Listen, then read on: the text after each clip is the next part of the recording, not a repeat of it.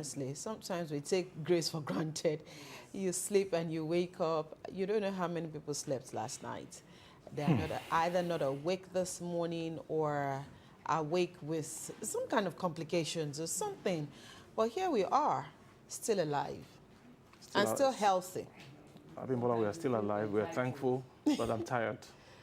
Jibola, you're tired for a reason. I dragged myself this morning. You're tired for a reason. And we are supporting you so that yes, now so that you know our own digest,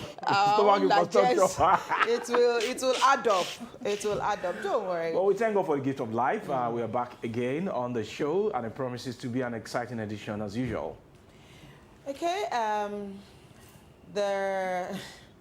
don't know if I should say they are still mourning and you know the loss in the U.S. But I think so many things are also opening up, and we've always said it that the U.S. voters are very dynamic people, and we're also beginning to see that it didn't look like a larger percentage of the blacks supported Kamala as you know they had all thought, because a lot of people or some people, you know, are saying, well, they decided not to vote for Kamala because her campaign team also made it a race thing.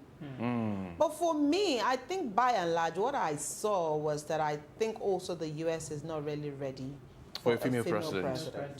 I think by and large, it's still because Hillary couldn't do it. Hillary White couldn't do it years ago. Kamala also has not been able to. This is not about the color. It's just about the mindset of those people who are very patriarchal, who thinks that it is, even if a woman can hold all the positions, not a president. You know, so, there was a question I put to Lukman that day that, is he really sure if America is ready for a female president? And this is the same country that will preach gender equality, gender parity, and yet to elect a female as their president is a problem. It will happen. At least Kamala yesterday finally gave her concession speech, and I loved the tenacity. I loved the fact. And she said she's not giving up. Oh yes, that's what I mean. I love the fact that she spoke to young people that you might not have. We might not have won this election, but we will not stop fighting for the truth. We will not stop, you know, trying to. But then she also said, don't take this for impossibility. It doesn't mean the race has ended. So the race, you know, for the presidency might have ended now, but it's a race to other things. It's a race to other things in life. And I particularly felt sorry for her because if you heard her voice, you would see that it was emotional. Her voice was practically gone, and you know. But then, you know, a lot of young persons identified with her pains yesterday, crying at the Howard University and just showing all the emotions. But hey, she fought a good fight, and she congratulated Donald Trump at the end of the day. And you know, I think that's what a lot of people were waiting for. Yeah, maybe for her if she to had make that call. Maybe if she had started her campaign earlier, things would have changed. Yeah. But you know what I also saw? I might be wrong. If Joe Biden had stood that election, he probably would not have pulled as much votes like Kamala did. Because I think also Biden could have also dragged Kamala to where she is at this moment. Because, you know, he also did a couple of things. Yes, a joint thing for them, but I think also the economy at the moment is also not smiling. And so they also thought that inflation rate in the U.S. is not okay at all. They also thought that his administration did also help a bit in some of those things. But however you want to look at it, it is the same way that they are looking at things in the U.S. that we're also looking at things here. Yes, sir. They're also complaining about the price of eggs. and so we're also complaining about the price of eggs. So it looks like not the same thing that would they worry all of us.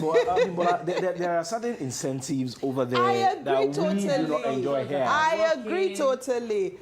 But again, you will realize that it is not equal also in the U.S. It is not. You have some people who also cannot access those basic things that you're talking about. So now it's in to you. Like you always say, homegrown. homegrown solution. So, well, it's done and dusted in the U.S., but the thing about it is that the second coming of Donald Trump. Trump. How is it going to be for Americans? How is it going to be for immigrants? How is it going to be for Africa? Well, someone said that the good outweighs the bad. So The good outweighs the on bad. the good side. Okay. Yeah? We shall see. Time will tell. Time will tell. All right, let's take our news points for today. I think we're still going to talk a lot more about Donald Trump and the U.S. during the hashtag for today. But let's quickly begin with our news points for today. Let me start. FG disburses 45 billion naira to primary healthcare centers. And the story says the federal government has announced the disbursement of 45 billion naira to primary healthcare centers, that is the PHCs nationwide, through the Basic Healthcare Provision Fund. Mohammed Pate, Coordinating Minister of Health and Social Welfare, who made this known as the ongoing 3-day Nigeria Health Sector-wide Joint Annual Review in Abuja, themed "It's for all of us, accelerating our health sector reforms together," explains that the BHCPF 20 reform incorporates equitable distribution of financial and human resources to over 8,000 PHCs through direct facility support. It stated that 45 billion naira has already been allocated to states. Guys, please hold on to that. It said the money has been allocated to states to enhance health services across the country. And I quote, "This funding will support the government's effort, and several facilities have been revitalized in the past year. Additionally, 2,600 facilities are nearing completion of upgrades across the states, with a further 2,000 facilities slated for revitalization as part of this initiative," he added. That is the end of quote. Party also announced plans to enhance the healthcare workforce with a target to retrain 120,000 frontline health workers. To date, over 40,000 health workers have received retraining, with the program set to surpass its target. I'll leave it at that. I wanted you to hold on to the fact that the minister, coordinating minister of the health, is saying or has said that the monies have gone to the states. So in those states where we are yet to see the impact of this money, we should question the governors. And 45 billion naira for me is quite huge. And I can imagine the kind of impact it's going to have on the quality of health service care in our primary healthcare centers. And of course, it's going to take off the pressure on our general hospitals. Yes. So it's a good step in the right direction taken by the federal government. We just hope that the governors will make good use of these funds. Yes, and aside the fact that the governors should make good use of this fund will be the fact that they also need to step up campaign and awareness on the use of the PHCs. That is why the PHCs are there. But the people would not have the trust in the PHCs if they've gone there and the facilities are not there. They are the closest to the people. They are, like you said, they should take pressure off the secondary facilities and the general hospitals. Well, if you go to a PHC in the middle of the night and there is no doctor. Or there's no lights. So what I mean, it makes it then you have to consider your own health first. And so you'll rather drive all the way to a general hospital, which is farther than a PHC. So states will also need to ensure that the monies get to the facilities. At least let there be a generator. Or you do solar. Or solar, so that if there's no light, there is constant electricity in those PHCs. You don't know when somebody will fall sick. And you can't predict when a pregnant woman will go into labor. You know, that's where I think we should also commend the government of Lagos State. Some of our primary healthcare centers, when you go there, they're well equipped, and some of them do 24 hours service. Yeah. All right, Jibola, let's take your story. Okay. It's the unfortunate death of the former Chief of Army Staff. Lagbaja flags at half-mast. First Lady visit widow. President Bola Tinubu has ordered the national flags be flown at half-mast in honor of General Taoreed Lagbaja, the late Chief of Army Staff. This is as the First Lady, Oluremi Tinubu, paid a condolence visit to Lagbaja's widow, Maria Lagbaja. Disclosing this, Shegun Imoeme, Director of Information and Public Relations at the Office of the Secretary to the Government of the Federation, noted that President Tinubu has directed that national flags be flown at half-mast throughout the country for 7 days in honor of the departed Army Chief. Lagbaja died at the age of 56 in Lagos on Tuesday. General Taoreed Lagbaja passed away on Tuesday night in Lagos after a period of illness.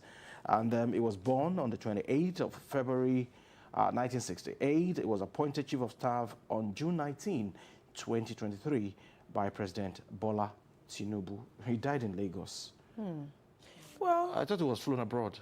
oh yes, he was, but then I think he was brought back after his surgery. I think they've also deliberately left that part out of the whole equation, so we do not have all of the details as to when exactly he came back into the country. But the flags to be flown at half-mast, and I think national mourning for 7 days. The president yesterday also cancelled FEC to honor Lagbaja. A lot of people have spoken so well about him and the fact that he did really so well before he was appointed as the Chief of Army Staff. We can only pray God, will comfort his family. Of course, also protect and preserve his legacies, and let us do good, Sha, as humans. Because when you are gone, that is what people will say about you, what you have done, what you didn't do. So when we are opportune to serve or be appointed as anything, we should try to impact people and, of course, leave a good legacy. Life, Joy, let's take a story. Lagos shuts churches, tells over noise pollution. Lagos State government has shut down the parish of the Redeemed Christian Church of God, the Celestial Church, as well as several hotels and event centers due to noise pollution. The State Commissioner for Environment and Water Resources, Tokumbo Wahab, announced this in a post on X on Wednesday, stating that the closure were part of the efforts to address environmental violations. Quoting, in a bid to tackle noise pollution and other environmental offences, the Lagos State Environmental Protection Agency, LASEPA, took action yesterday, which wasn't yesterday, 2 days ago, on Tuesday, closing several establishments across different parts of the state.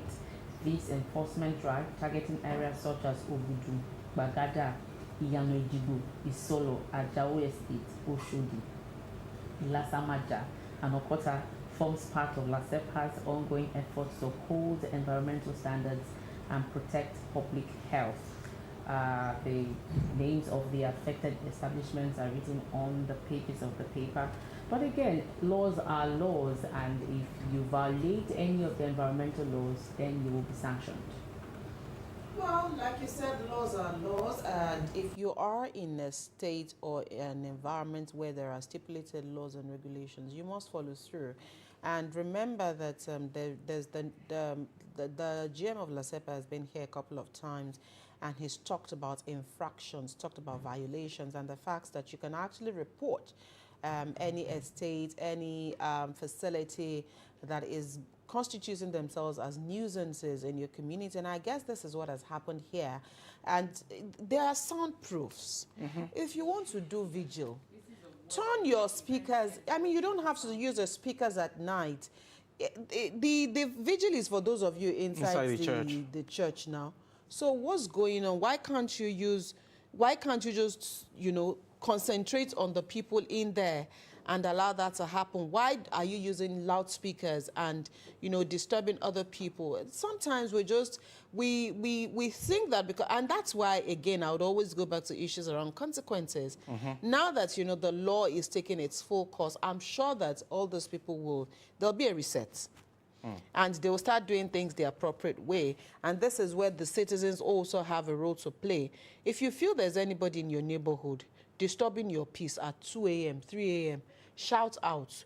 There are agencies in Lagos. Speak out in case they are not allowing you to sleep. I mean, remember that some clubs were also, shut because of the infractions like this. So there are laws, and the laws must take its full course. Nobody's above the law. So we are not saying that people should not worship their God. Not at all. If at all you want to worship, you don't have to disturb the peace of others.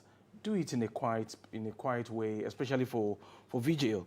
Why would you put your loudspeakers out there, disturbing the neighborhood, all in the name of worshiping God? I'm sure God is not deaf. Abi? He's a God of order. And God listens to the heart. He's a God of law.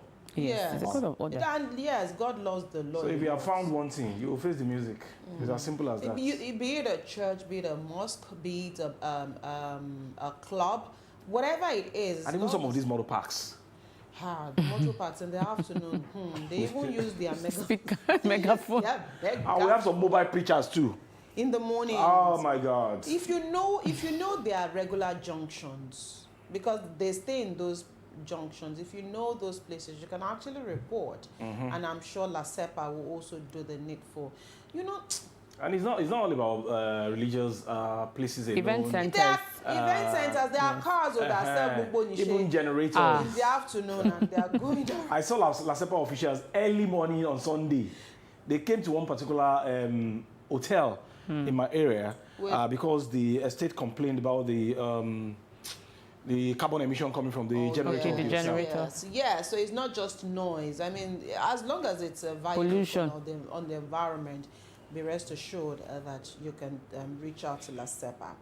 All right, those are the news points we're taking a look at today. We'll quickly head to the X platform and take a look at the trending stories there. Many stories are actually trending on the X platform today, but two of the stories are intertwined, and that is Trump wins the White House, and of course America. Also trending along that side is Kamala. But today we're looking at the second time coming of Donald J. Trump at the White House. And yesterday, early yesterday when he gave his victory speech or his acceptance speech, did you all see Barron, his son? Did you see how grown he is? Yeah, he looked more matured. Also matured. And this is what I said about his wife as well. She looked all prim and proper this time, looked more like, okay, I can face the crowd, unlike the first 4 years where she was always looking timid. Maybe she went through some level of grooming. Like you said, yes. Is that an indication of what we should expect from Donald this time around? Hopefully. More refined? Hopefully. Gentle. More gentlemanly? Well, you know that... More civil? Donald is an old man. He's an old man. And you would always find the Donald that we all know doing his thing there. But again, it just looks... And I think one lesson that I'd like for everybody to take away from Donald is he might be on course. He might be, his bravado self, but he has stayed true to himself in all of this. Know Donald for who he is and what he is. He has not changed his stance. He will tell you, and I understand that the first person he wants to fire is the lawyer that prosecuted him in court. He has not changed. He has not changed. If he doesn't do that, won't you be surprised? Telling Americans yesterday that it was time to heal. It was time to reconcile. Donald Trump is a clown. One thing I'm going to enjoy again for these next 4 years is he's a delight. And you're just going to keep hearing it's fake. They're lying. It's fake news. But I know he will come for CNN. I mean, but if you are a reporter and you want to question Donald and you don't frame your questions well, oh my God. I'm telling you, he will tell you, what news organization do you work for again? Oh, you're there. Your guys are fake news. Okay, so Donald Trump, because I think the tenure starts sometime in January. Yeah, January 28th. Okay, so all race to the White House done and dusted. Kamala has a few more months to pack up this administration and go. But of course, different world leaders, of course, have started congratulating Donald. Yeah. And let's watch out for what this will hold for world peace, especially with Russia and the rest of the Arab nations. I'm sure that this is going to be a game changer. Let's see how Donald... Donald even said he doesn't know how to start a war. But he knows how to end it. Okay, so that's why Donald is trending this morning. And I'm sure the U.S. will still trend for a couple of more days because they are still counting votes. Yes, sir. They are still counting. And let's see how this will end at the end of the day. All right, that's it on our hashtag for today. We'll take a quick break. When we return, Part 1 of our conversation will be on this divide, and today we're speaking on bridging digital gaps in Nigeria. Unfortunately, our guest will not be joining us physically in the studio, but he'll be connecting via the telephone, and hopefully we'll be able to do justice to this conversation as though he was in the studio this morning.